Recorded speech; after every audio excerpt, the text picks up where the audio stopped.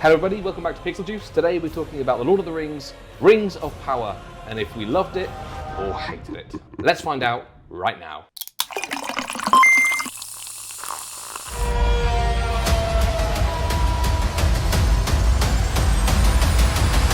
Let's first of all introduce you to Tristan. Hello Tristan. Good evening, how's it going? Good, I'm all right. Yeah. We're going to be reviewing some films, we're going to be reviewing some TV shows and stuff that comes out on streaming. And this week, obviously a massive show just released on Amazon Prime. The most expensive television show ever produced. Lord of the Rings, Rings of Power. And there's been quite a bit of controversy about how it looks and like, who's in it and if it's going to be like a bit of a dud. Tristan, did you love it or did you hate it? Yeah, no, I think I loved it, and it's funny. Like our scoring system is based around extremes: love or hate. You can't. There's no in between. You have to commit yourself to either loving or hating it. No, I did, and I will say as a bit of a caveat. Yeah. For me, I would have, if I didn't like it, I would have absolutely hated it. Yeah. I'm a big Lord of the Rings fan. I'm not a purist. I've only ever read The Hobbit. I haven't read the other books. But you've seen the other movies. And, exactly, yeah. I've played the games. For me, it was going to be one of those. I was kind of pessimistic about the whole thing. Looking at the trailers, they looked very CGI. They looked very shiny. They did not do the first two episodes justice by any stretch of the imagination. And yeah, just to kind of kick it off, I really liked the first two episodes. Really enjoyed them. How long are the episodes on that note? Actually, an hour. Yeah, I think runtime is an hour, 6 minutes, hour, 7 Okay, minutes, something like they that. vary on streaming platforms now, don't they? Yeah. So. But they're paced really well. So really basic plot rundown then. Obviously not the whole series. We haven't seen that yet. We're only looking at the first two episodes. What happens in the episodes you saw? Kind of what's the okay? So the protagonist is Galadriel. I'll try not and spoil this for anyone. I don't think it will be. Basically, she's in her homeland at the first age. That gets destroyed. Yeah.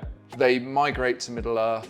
And then there's this story of her going after Sauron, going after the orcs, and then there's lots of sort of sub-stories going on at the same time. Elrond gets introduced quite early. Yeah.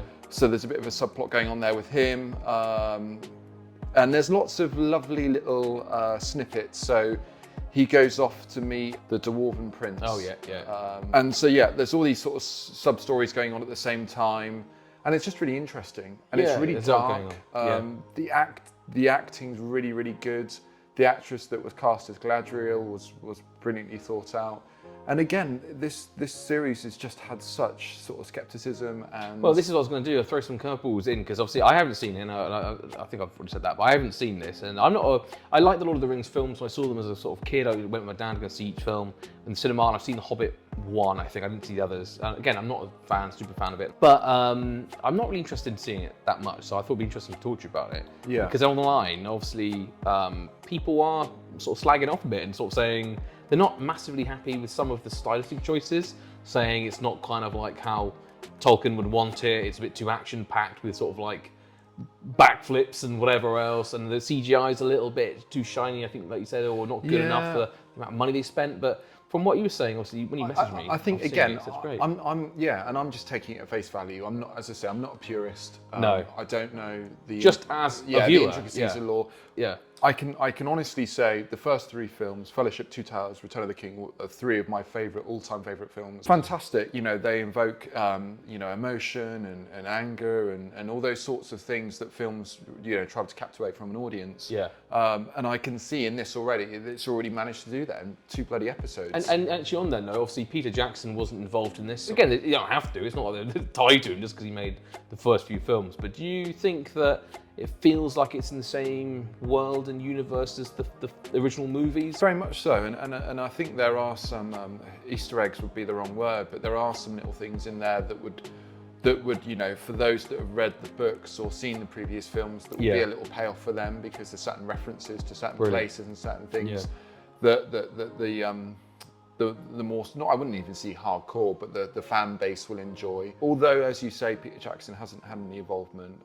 I think that they've done a tasteful job in what they've Brilliant. delivered.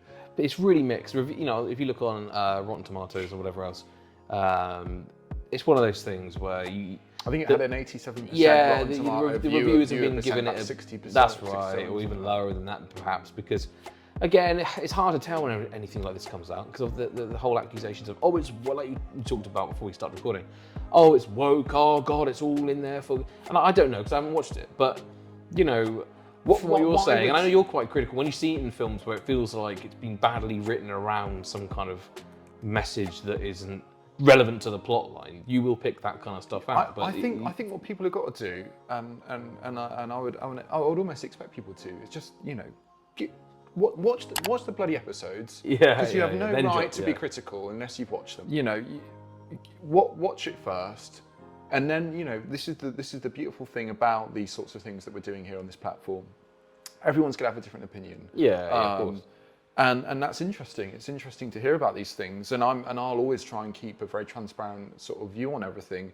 I think that, you know, look at the acting, you know, and if the acting's the good and it pays off, then, you know, who gives a fig? And in the first 2 episodes, I think it's done beautifully well. And, you know, we've got to remember that all of this stuff is in, you know, the first age. It's not in that time that we've all seen on the screen before. So things are going to be different. What I would say is obviously they're filming in the time that we're in. I think the first original trilogy will always have a very fond place in my heart. Yeah, definitely, of course. I think, you know, like the original Star Wars, Yeah. you know, they had to be more creative. You know, you've only got to watch the Netflix series documentary of how they did it back in the 80s or whatever, 90s, of all the horror type-esque films. And like the imagination and sort of The makeup and the practical effects, it's the incredible. little hacks they had to use to get those And I think results. the payoff then was even bigger Yeah. because the expectation was probably a bit lower. Whereas we go into films now, you know, you've got bloody Avengers popping out left, right, and centre. And what I would say with this is the cinematography, especially with the sort of the landscape shots and the scenery that they've used, is real. Yeah. And it's absolutely breathtakingly stunning. Although saying that, didn't they use, again, I'm not entirely sure, but I did see someone in a review say it the other day that they used the same technology as The Mandalorian in terms of, and this won't be for every single shot or every kind of landscape, but some of the scenes were using the same technology as Mandalorian. So a huge kind of stage with a screen behind, with a 3D kind of environment. Yeah. Yeah. That's And that's not all the scenes, but that's some of them. yeah, and yeah, you're absolutely right. So with that in mind, if they're using that technique, did it look obvious when they used it, and did it look like it was a screen with a 3D kind of image background, or did it look? I think it compositions well, and they have obviously they have used it, but no, I think that there's a nice blend between the two, and again, for my amateur eyes, and I did watch it on a fairly large screen. Yeah, no, I thought it was all very nice, Brilliant, and tasteful. Yeah, just to wrap things up, what I would say in answer to your question is just watch the first episode.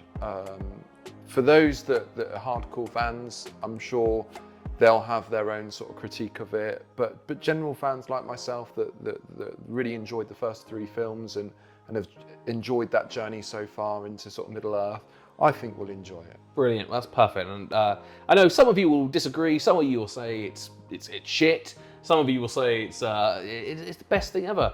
Let us know in the comments below what you think of the brand new Lord of the Rings series. Is it worth the money, or could we have built a few children's hospitals with the money instead? Let us know in the comments below. Like I say, leave us a like if you like the video, dislike if you hate it, and remember to subscribe to the channel right now, or we'll come round and we'll get you. All right, cheers. See you later.